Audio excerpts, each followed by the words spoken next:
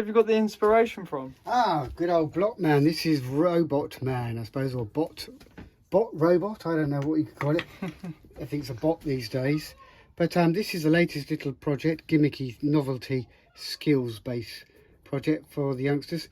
Probably somebody around 13 or 14, possibly a little younger. But lots of little skills in this, bit of electronics.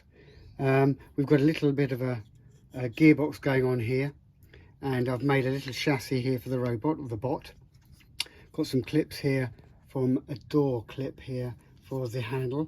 And they come, actually I've got those just down the local DIY store. And they're these clips you get, cabinet toggle catch.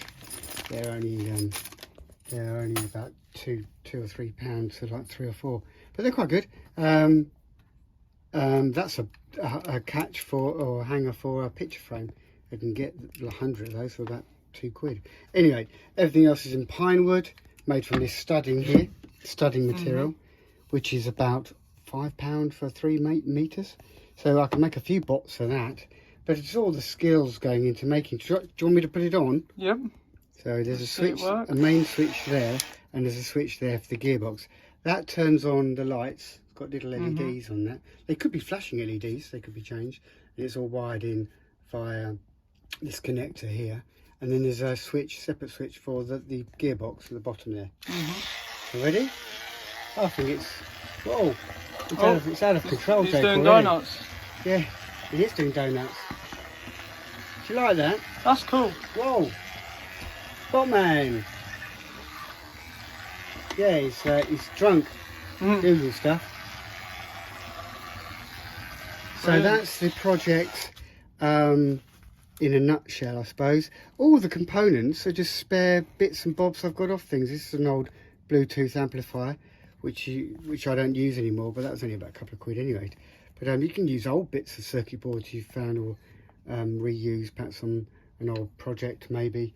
Much the same as the other projects I've made. Lots of old wood. But inspiration, yes, from the old bot. The little Block Man I made years ago. Here's the drawing, one of the drawings. It shows no size on it, but that is full size. And that I made that before I did the drawing. Before I made it, the only thing I've added is the circuit, the little electronic pretend circuit.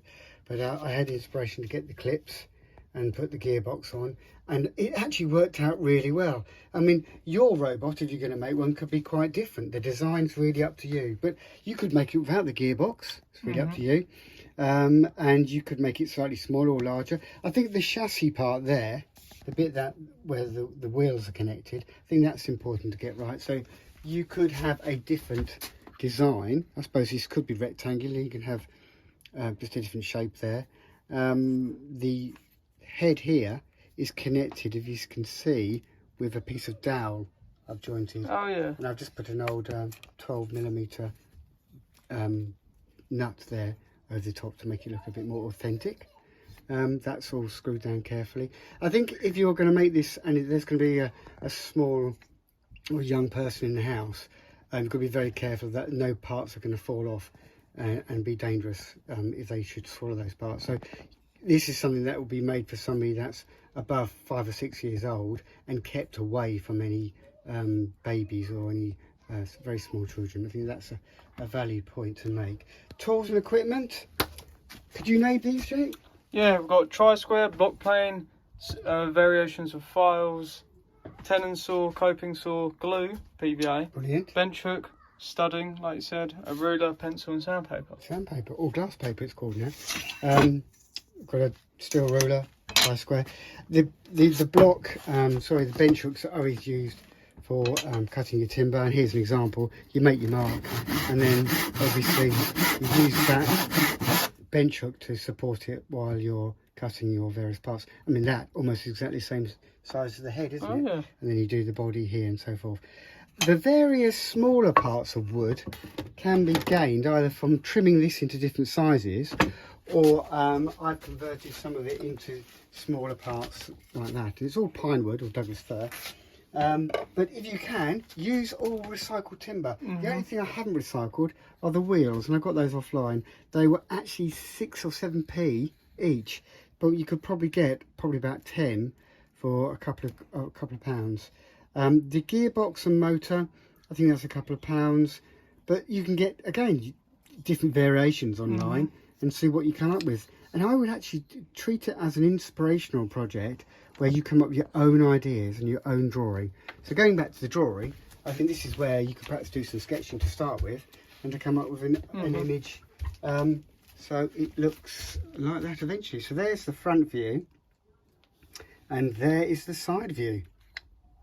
And you can see it all sort of matches up pretty well. Took a bit of time getting that right, and of course I'm a bit older than most of the viewers, so just bear in mind you're going to need a little bit of guidance and help from somebody with a bit of skill, hopefully. Okay, so you think it's an okay project, Jake? I know you spoke about it. I think it's quite cool. Well, we did mention the power drill. And, oh yeah, of course we've got that drill. And the PVA glue, or something similar. And you thought you like it, as long as I mean, as long as it's something that I think the youngsters enjoy. I think it fits well into the Shed Hacks theme. Okay, that's really good of you, Jake, to give that sort of positive point on it, I think. Okay, any other comments from you? No. No? Okay, so there we go, guys. Botman.